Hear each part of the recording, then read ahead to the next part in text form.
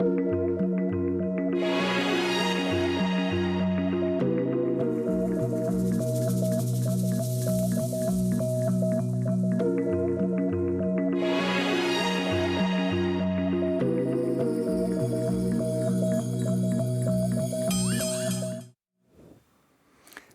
et merci de nous retrouver pour la foi prise à mot. Oh, je vais le refaire peut-être. Ouais, la foi prise à mot.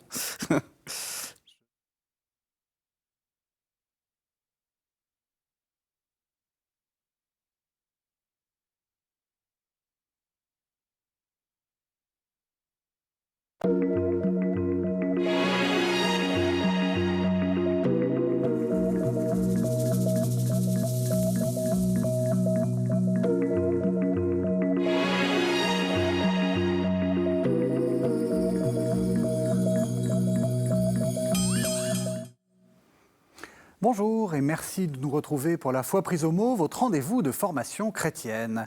Cette semaine, nous arrivons à Pâques et voici le temps de notre dernier épisode de la série d'un carême tout entier passé en compagnie des femmes chrétiennes. Cette semaine, j'aimerais que nous évoquions les héroïnes de votre jeunesse et de la mienne, quelles qu'elles aient pu être, ces femmes d'action qui ont impressionné des générations de petits chrétiens ou de petites chrétiennes. Les mères Teresa, Madeleine Delbrel, Sœur Emmanuelle, Geneviève Antonios de Gaulle, Chiara Lubich. Qui sont-elles et que nous disent-elles de l'engagement de toute une vie au service des malades, des pauvres et des enfants? Voici la question que je vais poser à mes deux invités. Olivia Alberti, bonsoir. Olympia, pardon. Olympia Alberti. Olympia Alberti, vous êtes écrivain et vous êtes spécialiste de Mère Teresa. Et puis le père Gilles François, c'est bon? Vous êtes prêtre du diocèse de Créteil, vous êtes vice-recteur du séminaire d'Issy-les-Moulineaux et vous êtes le postulateur de la cause de Madeleine Delbrel. Alors, les téléspectateurs ont bien compris qu'en fait, on est en train de parler de deux femmes d'action, mais aussi de deux mystiques, et c'est fait évidemment exprès. J'aimerais qu'à la fin de cette série de carême, qu'on ait peut-être une manière de briser un peu les idées toutes faites sur ce que c'est que la mystique, ce que c'est que l'action, etc. Alors, Olympia Alberti, parlez-nous de Mère Teresa. Quand est-ce qu'elle naît ? Elle naît en 1910. Elle est quelqu'un de extraordinairement mystique dès l'enfance, puisqu'elle est élevée dans une famille chrétienne, catholique, passionnée de bonté, comme sa mère l'était. Et puis, elle est la petite dernière, elle a une santé fragile. Et ce qui m'a frappée, c'est qu'un jour, elle rentre de l'école et elle dit à sa mère, alors qu'elle n'a que 5 ans, « Plus tard, je veux être comme ces gens qui sont venus nous voir à l'école. Ils sont joyeux, ils ont des pieds dans des sandales nus. » Et ça m'a énormément frappée qu'elle ait remarqué ce détail, parce qu'il fait peut-être pas toujours très chaud en Albanie, et elle avait remarqué les pieds nus dans les sandales.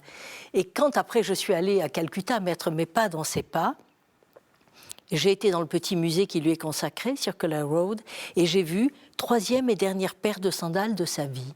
D'où la thématique qui introduit mon livre, elle marchait pieds nus dans sa tête, elle marchait pieds nus dans son cœur, elle marchait pieds nus dans son âme. Elle a été une mystique toute sa vie, malgré ce qui a imposé mon titre, le royaume de sa nuit, c'est qu'elle a été dévastée par une crise de la foi, non pas qu'elle doutait, non pas qu'elle avait perdu la foi, mais elle se sentait pauvre parce que non désirée par Dieu. Elle avait l'impression qu'il l'avait abandonnée. Et à partir de là, elle développe toute une anxiété qu'elle cache. Elle se sent souvent au bord du désespoir, mais elle tient bon parce qu'il ne faut pas que ces petites, comme elle les appelle, s'en rendent compte. Et il faut qu'elle arrive à avancer et à se dire un jour ce que j'ai connu quand elle avait 28 ans, 29 ans, à Loreto House, ce moment où elle va à Darjeeling et qu'elle a les locutions divines avec le Christ. Elle espère qu'un jour ça reviendra. Ça ne reviendra pas, mais la mystique est au cœur de sa vie. On reviendra sur ces questions de mystique. Madeleine Delbrel, qui c'est? Père Oui, François. eh bien, c'est une jeune femme qui est née, elle, en 1904, donc un peu avant contemporaine. Teresa, c'est une contemporaine. Elle est au contraire une fille unique. Et des parents qui étaient peu pratiquants, enfin c'était un catholicisme un peu de convention, quoi. Et après une mutation de son père qui est venu travailler à Paris dans les chemins de fer, elle perd la foi à l'âge de 15 ans à peu près, hein. Elle va avoir toute une période d'athéisme qui va durer 4 à 5 ans, dit-elle. Donc sa conversion, par contre, est datée au contact de jeunes de son âge, d'ailleurs, des chrétiens, qui ressèment en elle la question de Dieu, hein, et aussi que soit possible un amour. Voilà. C'est ce qui fait qu'elle devient chrétienne, elle se convertit, c'est le mot qu'elle emploie, hein, avec même une force de conversion, puisqu'elle dira à la fin de sa vie à d'autres jeunes qui sont venus l'écouter quelques semaines avant sa mort, en 1964, elle dira la conversion et sa violence durent toute la vie, quoi. Et en même temps, j'avais été et je suis resté ébloui par Dieu. Alors c'est très différent, je pense souvent à Mère Teresa, quoi, puisque là il y a plutôt chez Madeleine un éblouissement. N'allez pas en déduire que les éblouis et gaga devant Dieu, c'est pas ça. C'est que quand on est ébloui, il y a plein de lumière, mais c'est pas très facile de se diriger. Hein, faites-le en voiture, quand vous êtes ébloui, c'est pas très facile. Voilà. Donc au contraire, on a un pas à pas qui va faire quelque chose chez elle de très concret dans sa mystique. Voilà. C'est précisément là où je voudrais qu'on arrive. Donc oui. Non, oui. mais c'est Oui. tout à fait intéressant parce que oui. On arrive tout de suite à la question de la mystique et on va peut-être ensuite dérouler la vie. Mais Mère Teresa, on l'a longtemps considérée comme une femme d'action. Enfin, je veux dire, on a tous l'image des pauvres de Calcutta et finalement, sa vie spirituelle, mon Dieu, c'était pas si important que ça, en fait. Alors que c'est tout l'inverse. Elle a toujours été une mystique, elle a toujours eu une passion pour le Christ et un amour de Dieu infini. Mais ce qui m'a inspirée d'appeler ce livre « Le royaume de sa nuit », c'est qu'elle y est seule, elle ne partage qu'avec ses confesseurs quand elle le peut. Cette nudité de l'âme, cet abandon dans lequel elle se tiendra pendant 50 ans. Et je me souviens d'une anecdote, je suis allée rencontrer son dernier confesseur à Calcutta et je lui ai dit, c'est terrible cette traversée qu'elle a eue. Elle disait, mon cœur est glacé, je ne sens plus rien. Et je lui ai donné ma version de cette vie, j'ai beaucoup réfléchi, analysé, je lui ai dit, elle voulait être pauvre parmi les plus pauvres pour mieux les comprendre et les aimer. On ne lui a pas enlevé de l'argent, elle n'en voulait pas. Donc on lui a enlevé ce bonheur d'être dans la foi. On ne lui a pas enlevé la foi, on lui a enlevé cette confiance dans sa propre foi et cette confiance en Dieu. Concrètement, ça signifie quoi? Ça signifie qu'elle attendait dans sa prière ce qu'on appelle... Elle trouvait qu'il ne se manifestait plus. Voilà, c'est ça, des consolations, voilà, des émotions... elle attendait des émotions, elle attendait qu'il soit là. Et quand je termine mon livre, je me rends compte que c'est tout l'inverse. C'est-à-dire qu'il fallait qu'on la privât de ça. Il fallait qu'on lui enlevât cette passion merveilleuse pour lui montrer que tu veux être pauvre pour mieux comprendre les pauvres. Elle disait, je serai celle qui t'aimera le mieux, elle disait au Christ. Eh bien, on lui enlève cette facilitation d'élocution. Mais en même temps, comme elle a toujours voulu incarner cette mystique, elle fonde les missionnaires de la charité après un combat inouï avec Monseigneur Picachy, donc l'archevêque de Calcutta, et elle se bat, elle avance, et le jour, elle est dans la rue, elle dit maintenant, mon Dieu, envoie-moi cette lumière qui est toujours dans mon cœur, d'où le royaume de sa nuit. Elle est porteuse de lumière, mais dedans, elle ne veut rien dire, et elle lutte pendant 50 ans, et on ne le sait que depuis qu'on a publié ses lettres, il y a une vingtaine d'années.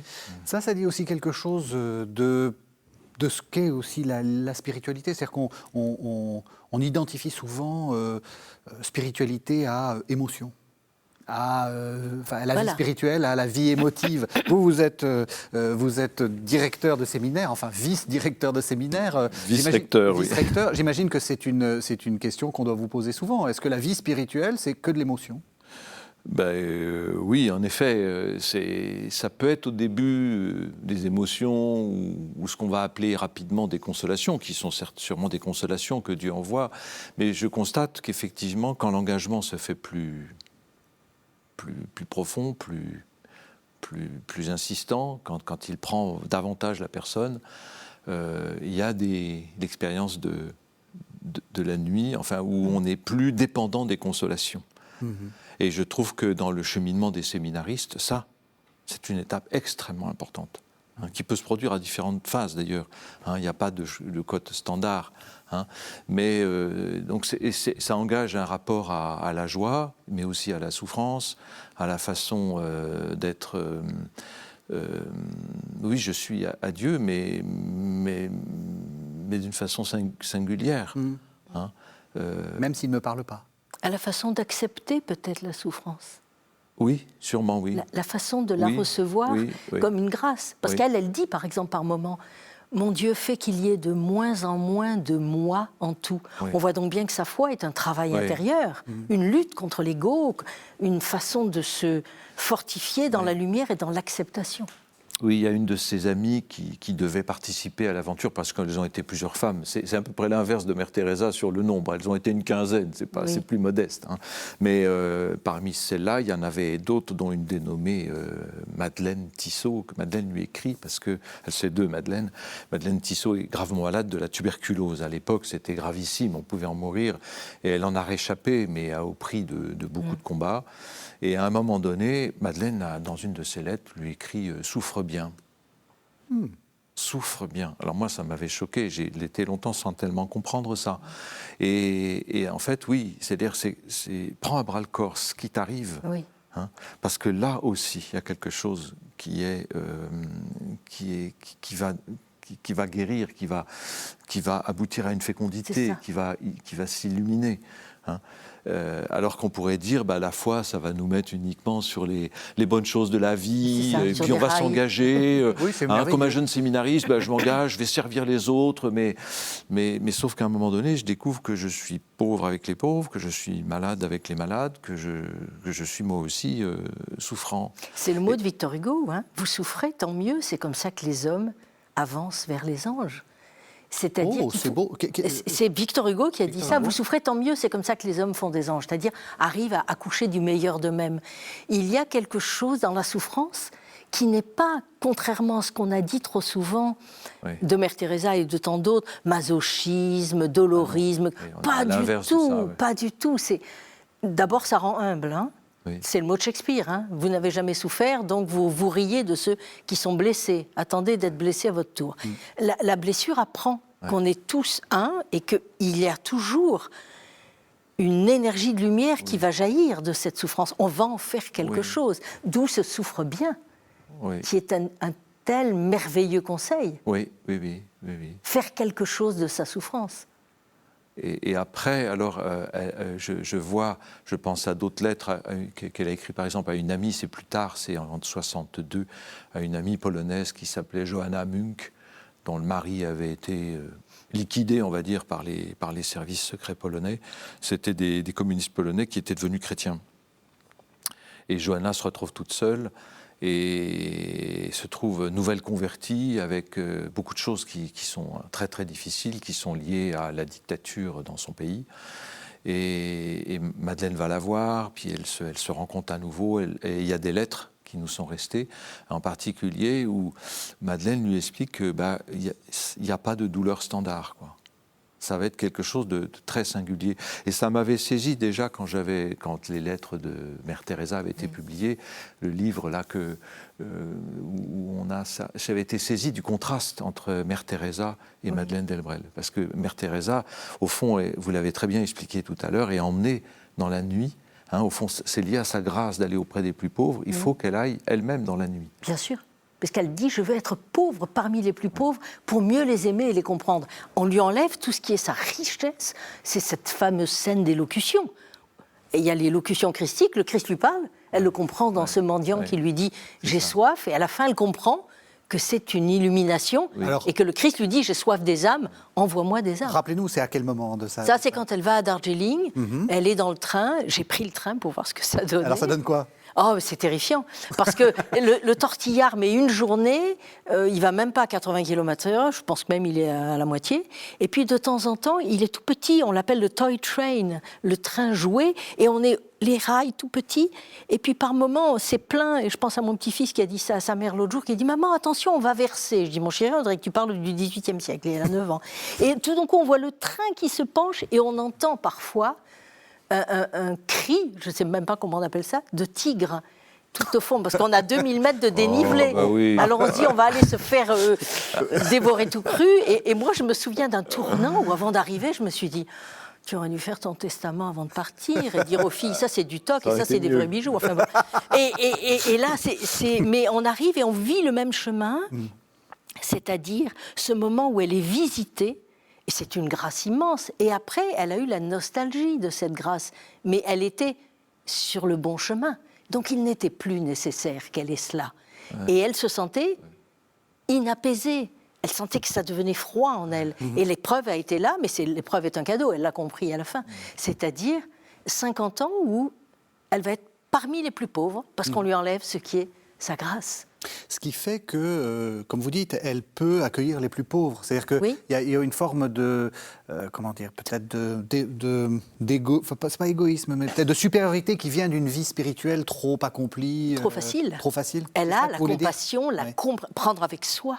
Ouais. Elle prend avec elle la misère, l'abandon. Vous savez, il y a un mot d'elle qui m'a frappée. Elle est très méconnue. Elle est célèbre et très méconnue. Elle dit, à un moment, cette phrase merveilleuse, « La pire des pauvretés, c'est de n'être pas désiré. » Et elle ajoute, « Et qui désire les pauvres ?»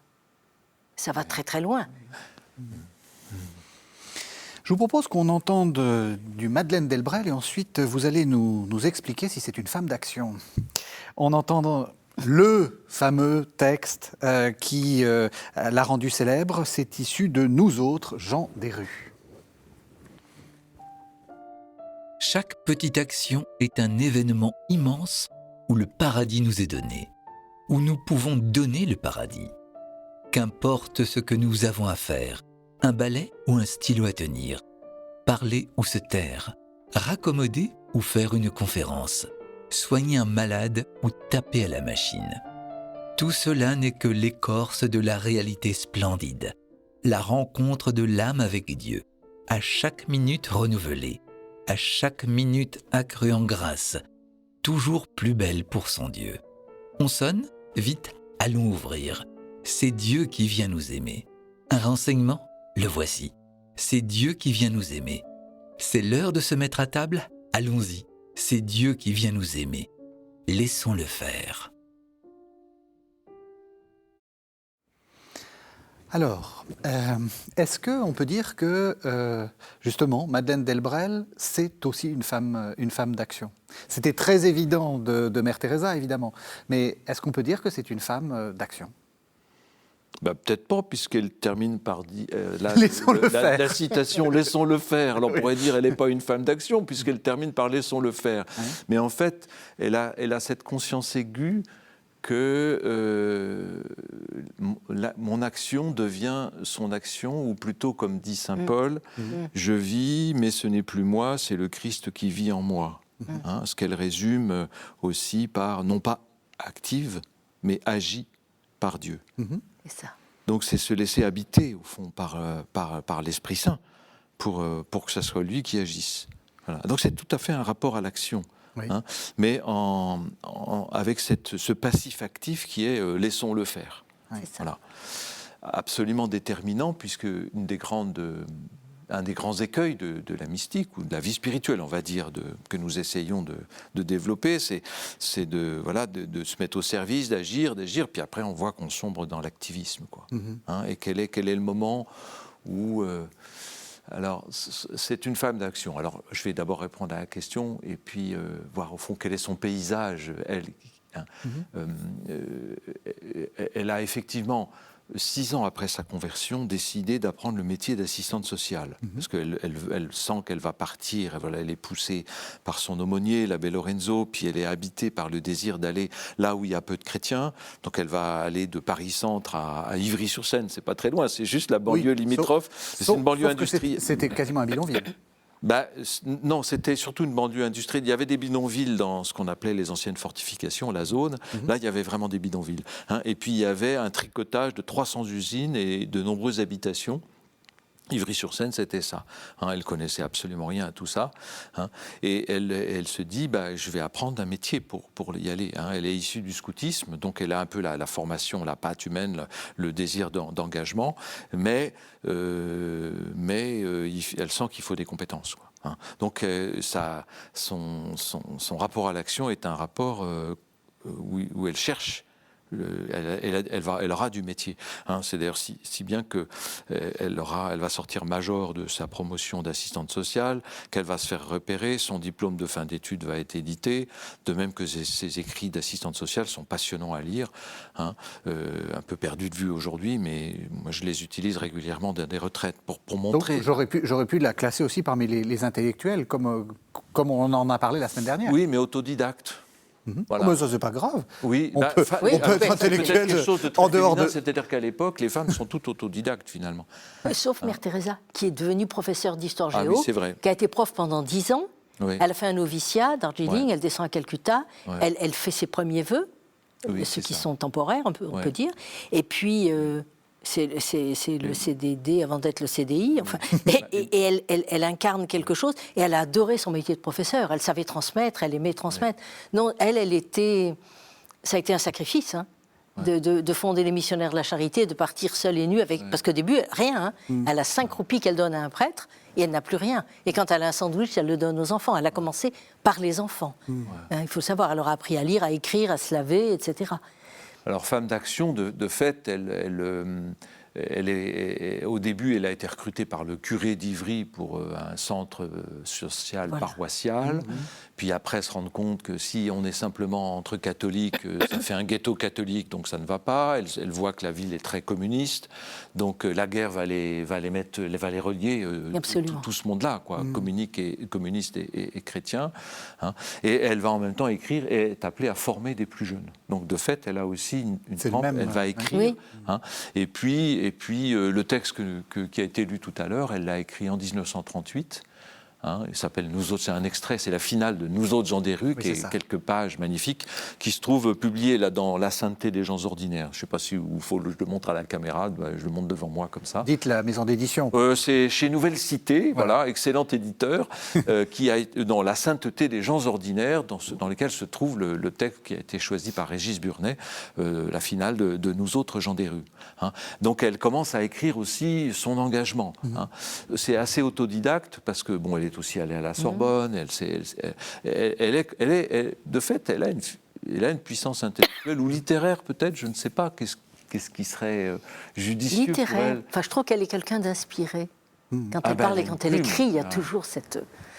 Quelques phrases avant ce qui a été cité, quand elle écrit « Nos pas marchent dans une rue, mais notre cœur bat dans le monde entier ». C'est magnifique. Et c'est très actuel.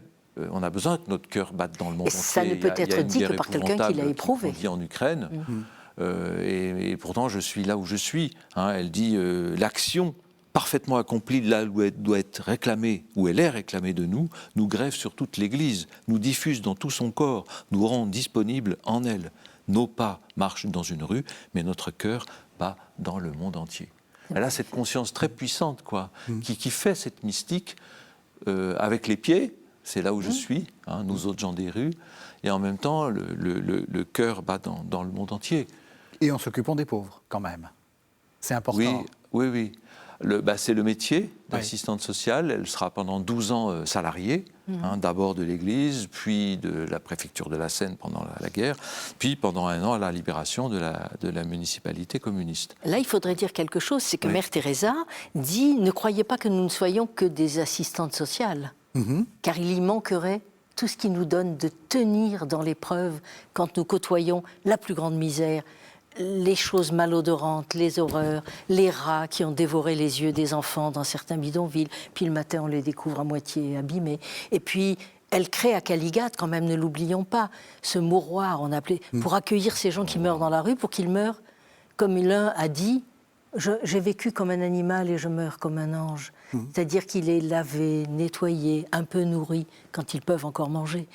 Et il y a donc à la fois cette action assistante sociale, ça n'est pas anodin qu'elle nomme cette expression, on n'est pas là que dans une aide des corps, des esprits même, mais on essaie de leur donner quelque chose qui est de l'ordre de la joie, puisqu'à un moment, elle écrit dans son journal « Sommes retournés à Taltala ». Taltala, c'est l'horreur des bidonvilles de Calcutta. « Je voudrais déverser sur leurs visages creusés et tristes les senteurs des jasmins et des roses qu'ils ne sentent pas, pour leur faire éprouver que parfois le monde est beau, mais ils en sont si loin, Pauvres êtres, pauvres âmes perdues, même si ces beautés fleurissaient près de leurs trous sombres, ils ne les verraient pas. Il faut porter la beauté et la joie de la rencontrer jusqu'à eux.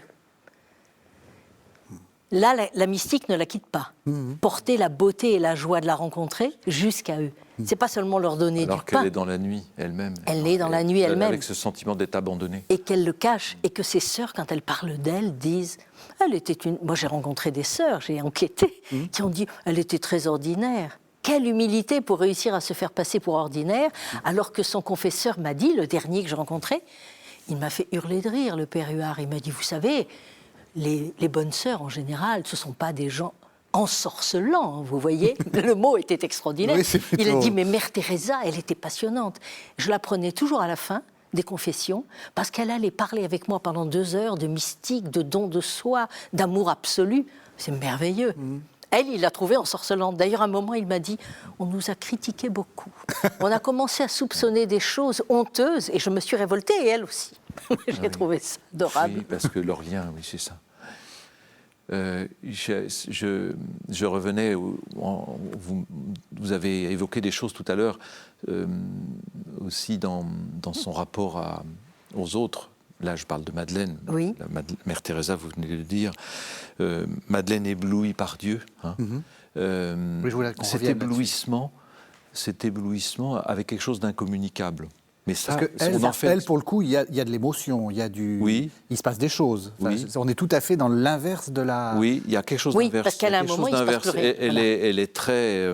elle a le tempérament gasconne du Sud-Ouest.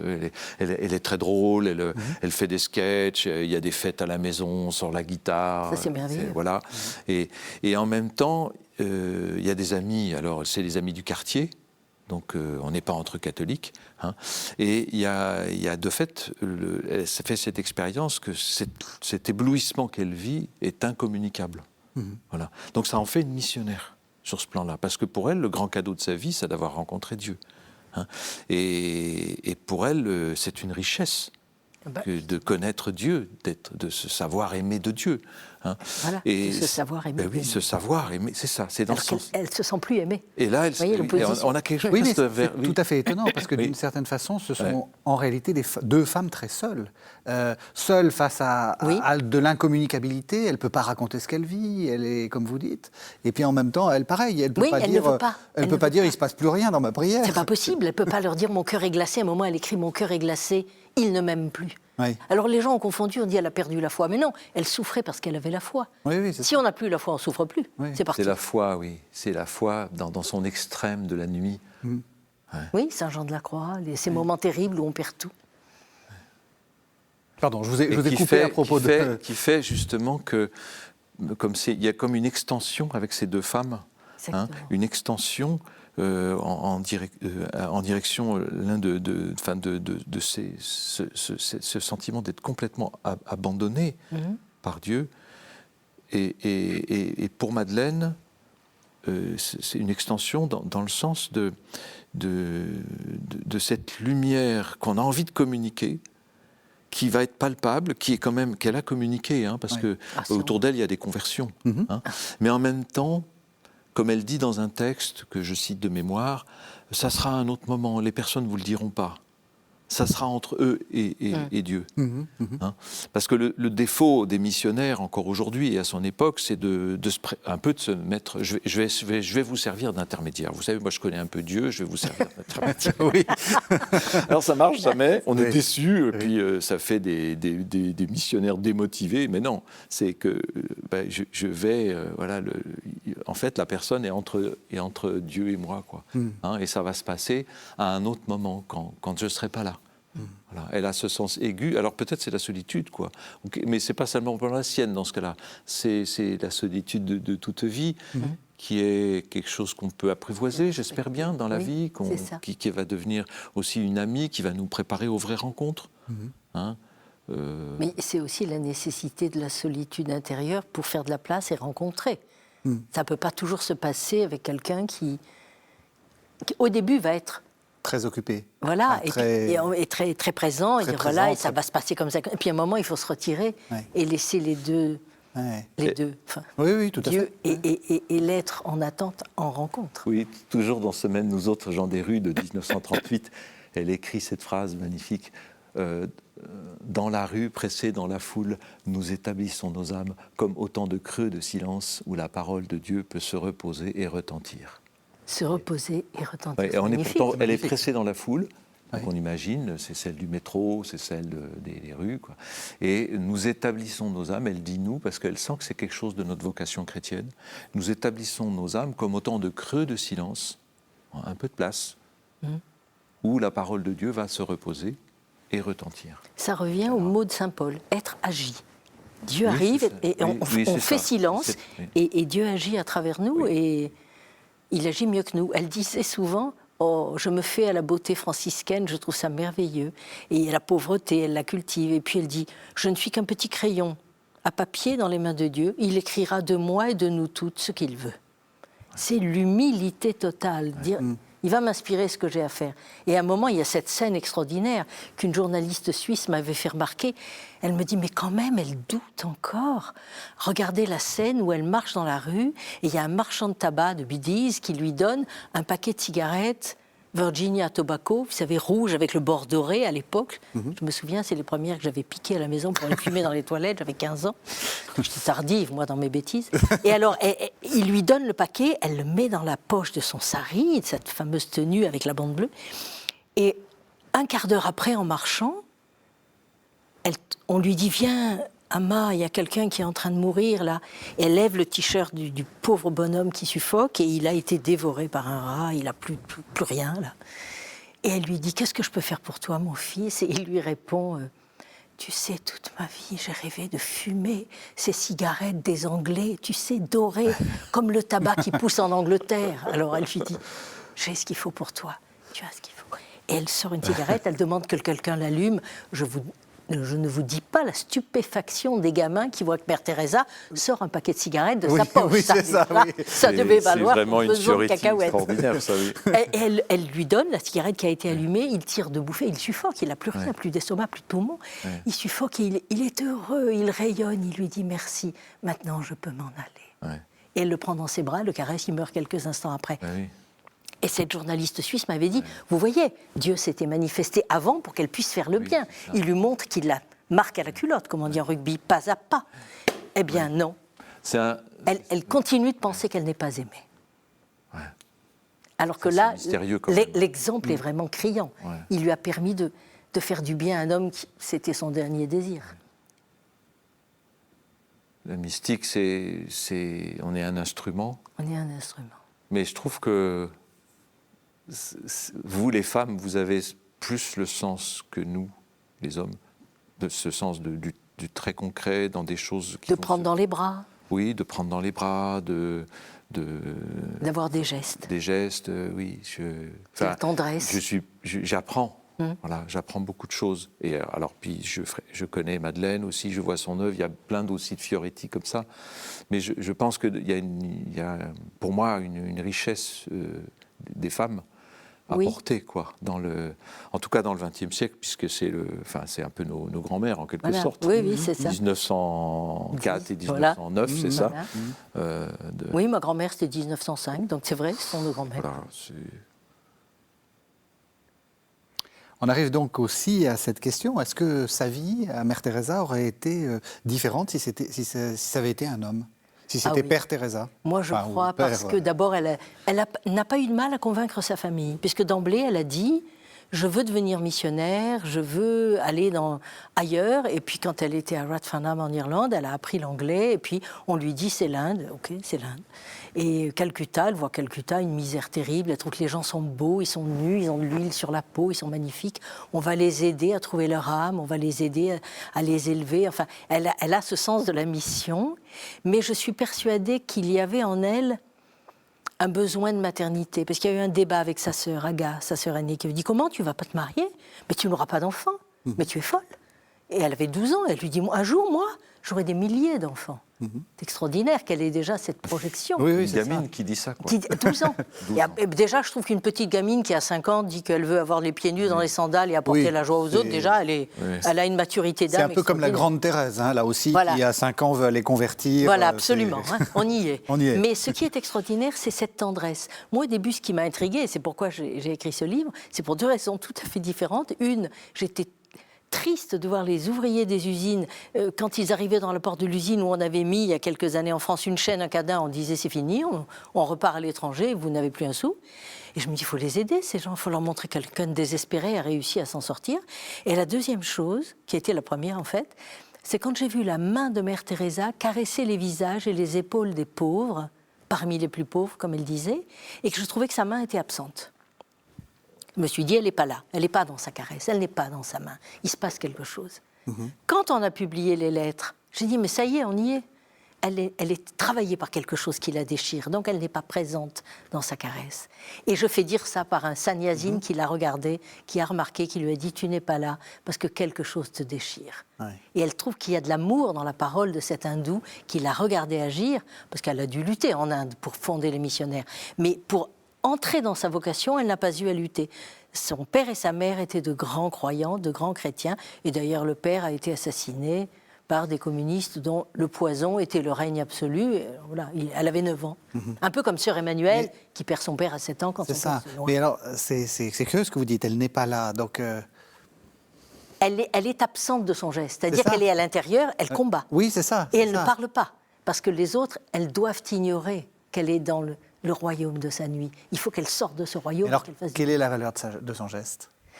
La valeur de son geste, c'est qu'elle l'accomplit quand même.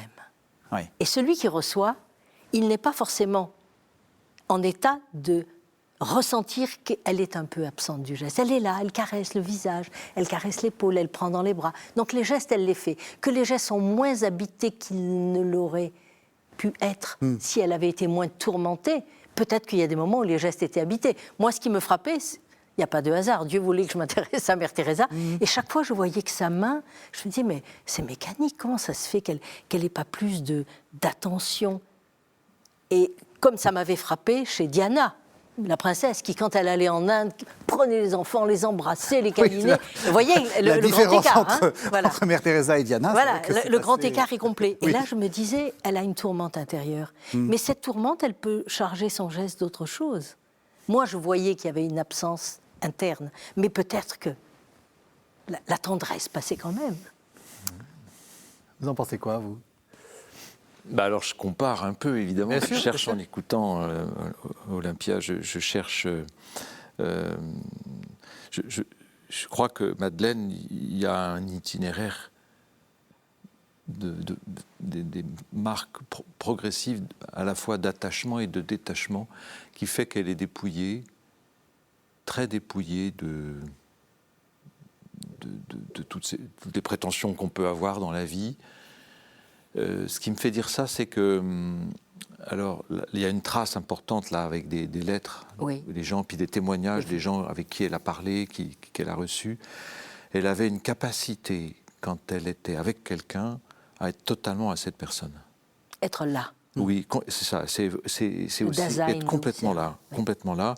J'ai une de ses équipières que j'ai bien connue, Gitmi Galmiche, qui est morte en 2003, me disait qu'elle avait été stupéfaite quand elle avait découvert les lettres de Madeleine, de s'apercevoir qu'à des moments où elle, Gitmi, avait besoin d'être vraiment accompagnée, d'avoir quelqu'un qui l'écoute, que Madeleine faisait ça. Elle avait l'impression d'être presque unique au monde, quoi, pour Madeleine, et de découvrir que Madeleine, en même temps, accompagnait une bonne dizaine d'autres personnes, qui étaient dans des moments où il fallait vraiment être à l'écoute. Et presque très jalouse. Non, elle en avait. Sur le moment, elle était interloquée, parce qu'elle avait eu besoin peut-être d'être écoutée comme si elle était seule au monde à un moment donné, et puis grâce à ça, après, de dire bah, je vaux pour quelqu'un, quoi. Et puis de comprendre qu'en fait, Madeleine le faisait pour pas mal d'autres personnes, hein, et que ça avait aidé des gens à être eux-mêmes, quoi. Mais pour cela, il faut un grand dépouillement intérieur, parce que pour écouter comme ça, il ne faut pas être trop dans son monde à soi, où on a besoin de régler ses questions. Ah ben oui, toi tu me dis ça, mais moi et puis patati, enfin comme Oui, bien il sûr, faut bien sûr, un on fait grand tous. dépouillement de soi. Et je crois que c'était quelque chose qu'a vécu Madeleine dans son action, quoi. Hein, c'est un attachement en même temps qu'un détachement vécu au fil de... C'est un art. Oui, on sent bien ça, oui. C'est pour ça qu'on peut dire que c'est un art. Et puis, les circonstances de la vie vont le faire. Et la foi en l'œuvre de l'Esprit Saint va vous rassurer sur ce que c'est. Mais ceci dit, un dépouillement, c'est un dépouillement, quoi. Hein. C'est heureux les pauvres de cœur. Oui. Bien, je vous propose qu'on entende en fait le témoignage de Geneviève Antonios de Gaulle qui va parler de la dernière messe du père Wresinski, donc celui qui est le fondateur d'ATD Quart Monde, et qui fait un lien entre justement l'Eucharistie et la souffrance. C'est issu du journal de Geneviève Antonios de Gaulle, Le secret de l'espérance. L'Eucharistie, ce n'est pas une reconstitution de la Passion. C'est une réalité présente. Jésus, humilié, meurtri, crucifié, assume dans son sacrifice tous les souffrants, les gens inutiles condamnés à l'opprobre, le prisonnier qui attend la torture, la mort, l'agonisant abandonné sur son lit d'hôpital, l'enfant arraché à ses parents, mourant de la faim, la petite fille violée qui appelle en vain au secours. Toute cette marée de douleurs humaines insupportables et qu'on voudrait tellement ne pas entendre. Jésus-Christ nous invite, en mangeant son corps, en buvant son sang, à la partager avec lui. Dans cette petite chapelle, le Père Joseph nous fait approcher de ce déchirant mystère dont il n'a sans doute jamais voulu se séparer. Je reçois ces moments comme un testament. On ne peut que supplier d'y être fidèle. Alors moi, ce que je trouve admirable, c'est cette expression. Le Père Joseph nous fait approcher de ce déchirant mystère dont il n'a sans doute jamais voulu se séparer. C'est ce sans doute entre le secret d'une âme, le lien avec la souffrance, etc. Et puis cette légère atténuation qui fait qu'elle ne s'empare pas de cette vie de l'autre. Elle dit sans doute. Oui. Et ça laisse toute la force de celui qui est habité. C'est ça, une sorte de pudeur. Oui, c'est ça, de pudeur et de ne pas brandir les choses. Et puis, on pense toujours, on devrait dire ça souvent à des gens qui sont athées. J'aime beaucoup ce mot de Jean-Claude Amezen qui dit « Il faut avoir l'humilité de ne pas se réduire à ce que l'on a compris ». Et chaque fois, c'est terrible cet oxymore qui rend l'humilité de ne pas se réduire. Ouais. Mais quand on voit ce qui se passe en ce moment, et un taxi me dit tout à l'heure, finalement, tous ces oligarques. J'ai dit, oui, cet argent, il achète quoi? Des milliards, des milliards. Et il me dit, mais Dieu, c'est gratuit. C'était magnifique. J'étais ravie. Tiens, c'est mon cadeau du matin, parce que je vais à KTO. Donc... Et c'était extraordinaire. Il me dit, Dieu, c'est gratuit. J'ai dit, mais ces gens-là, ils sont tellement dans l'avidité qu'au bout d'un moment, ils ont perdu les choses. Et d'autres qui vous diront, ah ben non, si Dieu laisse faire ce qui se fait en Ukraine, alors il n'existe pas. Je dis non, c'est nous qui faisons le mal, c'est pas Dieu. Si on écoutait Dieu, on ne ferait pas ça. Donc il y a toute une manière à la fois d'être dans la foi, dans l'action. Je suis un peu une mystique de l'amour de par mes autres livres, dans la mystique et en même temps dans la pudeur de le dire. C'est-à-dire qu'un jour, j'ai entendu quelqu'un me dire, finalement, on n'enseigne pas seulement parce que l'on dit, mais parce que l'on est. Donc, sans vouloir donner l'exemple, agissons, et les gens diront, tiens, elle sourit, tiens, elle est dans une épreuve et pourtant elle est de bonne humeur. Bon, ça peut aider, et ça peut être plus efficace que de discours comme ça. Comme vous disiez tout à l'heure, c'était bien, c'était ces gens qui savent mieux que vous et qui vont vous dire comment il faut faire pour rencontrer Dieu, et ça vous laisse l'autre un peu... Ça marche pas. Ça marche pas, voilà. Et par contre, c'est surmonté grâce à l'expérience, grâce à je crois que c'est l'œuvre divine qui nous retourne. C'est ça. Et vous venez... c'est pas forcément au début de la vie spirituelle. Vous venez d'employer une expression de Mère Teresa. Il y a une générosité, un désir d'aller, une conscience d'être fort. Voilà, oui, il n'y a pas encore les épreuves. Oui. Oui, mais ça vient. Et moi, je trouve que c'est là où actuellement la vie divine gagne, quoi. dans les cœurs. Alors ça, on pourrait dire, mais c'est 1 plus 1 plus 1. Je reprends là une expression de Madeleine Delbray. Le royaume de Dieu, c'est 1 plus 1 plus 1. Mais oui. Mais je crois que c'est ça, c'est une vraie sagesse, avec cette approche de l'action qui comprend que aussi, à l'intérieur de ça, on a un cœur priant, qu'on a un désir de laisser la prière nous gagner en toute chose, qu'il n'y a pas d'un côté l'action, de l'autre côté la prière. Non, que ça va. Alors il faut des temps dédiés à la prière, il faut des temps où on sait qu'on est en train de faire quelque chose, et puis il faut après, on a des compétences qu'on gagne par que la vie nous fait gagner des compétences. Mais avec toujours j'imagine qu'un homme a ses deux pieds pour marcher, la prière et l'action, quoi. Mais quand même, je traduis aussi ce que j'éprouve en lisant Madeleine, là, bien sûr. Mais regardez Michael Lonzal qui disait quand ça n'est pas moi qui joue, je suis sur scène, c'est pas moi qui parle, je prie. Il priait pendant qu'il jouait une pièce de théâtre. Il disait je prie pendant que je peins. Mon Dieu fait que ma peinture illumine et aide celui qui la regardera. On peut prier plus souvent que les temps qui ne sont que voués à la prière. Enfin, j'essaie de faire ça. Et si j'écoute bien ce que vous dites de Mère Teresa, on peut, tout en n'ayant pas de prière, exprimer quelque chose de Dieu.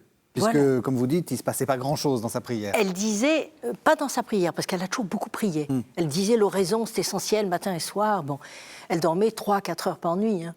Donc, comme en ce moment, Zelensky, c'est pas beaucoup. Hein. C'est une recommandation que nous ne faisons pas à nos téléspectateurs. Il faut dormir la nuit. Mais il y a cette manière de faire que la prière devient une action, peut-être. Comme une action de grâce constante auprès des pauvres. Sourire, les aider dans le sourire, ne pas souffler, ne pas se plaindre. Elle donne des petits conseils tout simples à ses petites, comme elle les appelle, et à ses sœurs. Et c'est toujours quelque chose de très vivifiant que de voir que ne pas... Moi, je suis pour qu'il y ait des temps de prière, réservés uniquement à la prière, mais... Et on y éprouve une grande joie. Mais mettre de la prière dans ce que l'on fait, parce qu'elle dit, ce qui compte, ce n'est pas ce que nous faisons qui restera modeste. C'est l'amour avec lequel on le fait. Or, si la prière n'est pas de l'amour, c'est quoi ? C'est pas je veux ça, les enfants, à Noël, je veux un vélo.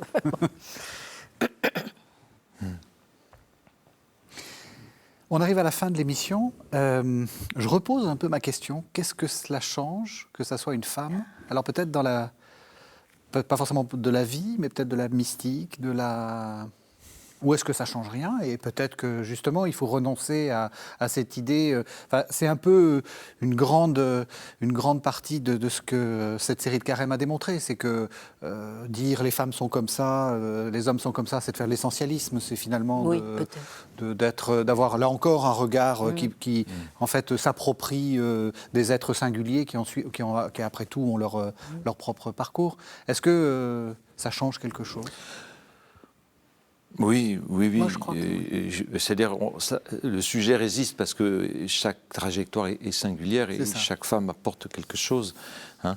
Mais moi, je vois comme il y a une puissance qui se libère actuellement.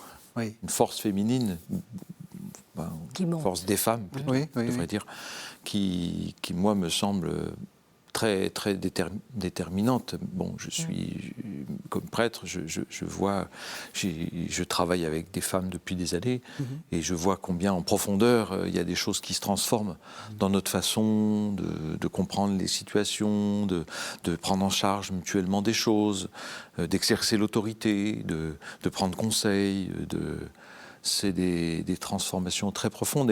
Et alors, personnellement, moi, j'ai vraiment rencontré Madeleine, si je puis dire, enfin, il y a 25 ans, 26 ans, c'était en 2016. Et ça m'a beaucoup aidé, quoi, comme prêtre.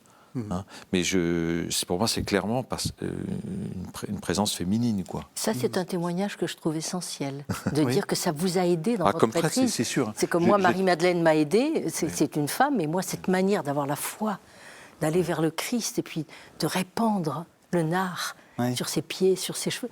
Il y a là un acte d'amour qu'elle assume tellement, puis sans aucun doute. Et puis après, rappelons-nous, avec l'évangile de Saint Luc, c'est que le Christ apparaît aux femmes. Hein. Donc, Et vous êtes en train d'annoncer l'émission de la semaine prochaine, puisque nous allons parler justement Grand Dieu. des femmes au tombeau. Si, Parce mais tout que à fait, vous avez tout à fait c'est quand raison. même à elle qu'il apparaît. Absolument, absolument. Et au début, on ne les croit pas, parce que des femmes, elles radotent. Et il y a ce côté, nous, on n'a pas vu ça, donc ça n'est pas vrai. Et c'est ça qui est merveilleux. Marie-Madeleine, qui est porteuse de cette lumière, qui est dans l'amour inconditionnel. Et je crois que l'amour inconditionnel, c'est l'amour des mères, même si on n'a pas d'enfants. Vous connaissez le jeu de mots de Madeleine Delbrel au sujet de sa patronne, Marie-Madeleine. Non? Mais Aux hommes, la mission, aux femmes, les commissions. Elle avait beaucoup d'humour. Elle avait beaucoup d'humour. Oui, parce que les commissions, alors on a le cabas avec le poireau, le camembert, les patates Voilà, et tout. le Mais réel. les commissions, c'est que le Christ lui a dit, va le dire aux apôtres. Voilà. Donc, et c'est donc pas il y a si une mal. trajectoire très puissante de communication. Va leur dire. C'est ça qu'elle a. Leur mission est là. Va leur Oui, dire. il y a une mission, confiée en tout cas à sa patronne Marie-Madeleine. Voilà. Parce qu'à l'époque, la mission, c'était les hommes, quoi. Oui.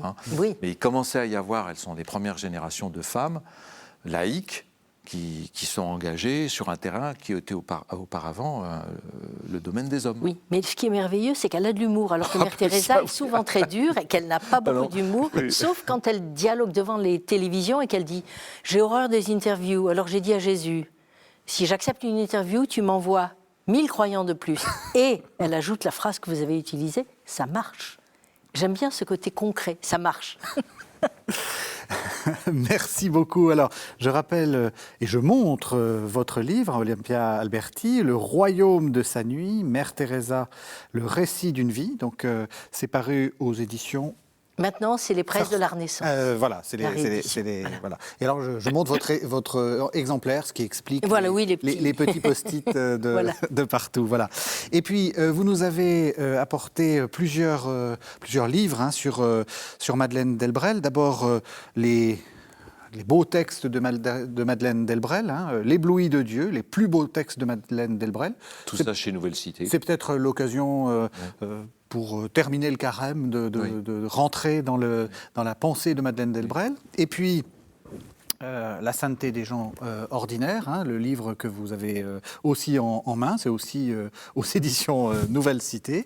Et puis, avec le père Bernard Pitault, la miséricorde selon, vous et le père Bernard Pitault, la miséricorde selon Madeleine Delbrel, le beau scandale de la charité. Voilà. Oui, parce qu'au fond, tous les cadres qu'on aura imaginés, toutes les procédures pour prendre en charge les pauvres, ça suffira jamais. Il faudra faire un beau scandale de charité, quoi, parce que sinon, c'est l'esprit des béatitudes, quoi. C'est pour ça que je l'ai sorti pour vous le montrer. Il nous reste quelques secondes. Comment va la cause de postulation ? Enfin, vous êtes tenu à un secret absolu. Non. Mais... Non, je peux dire les choses. Elle est vénérable depuis 4 ans, c'est 26 janvier 2018. Et depuis, il s'est passé un certain nombre de choses. J'ai fait avancer une enquête sur un miracle supposé, mais le miracle n'a pas été homologué. Voilà. Donc on attend le miracle. En résumé, c'est ça. Concrètement, ça veut dire qu'il faut que des gens prient Madeleine Delbrel pour qu'il se passe des choses. Oui. Alors je vous image pour la béatification aussi. Voilà, ça c'est très bien. Et demander l'intercession. Et actuellement, c'est ça l'actualité, c'est qu'il y a des groupes d'intercession qui se montent. Eh bien, dans Laval, diocèse de Pontoise, diocèse de Troyes, diocèse de Créteil. Il y a des gens qui se sont rassemblés en disant on va confier à Madeleine nos demandes. On ne va pas dire que c'est un effort de carême parce que c'est beaucoup plus beau que ça en fait de prier Madeleine Delbrel. Non, c'est un lien.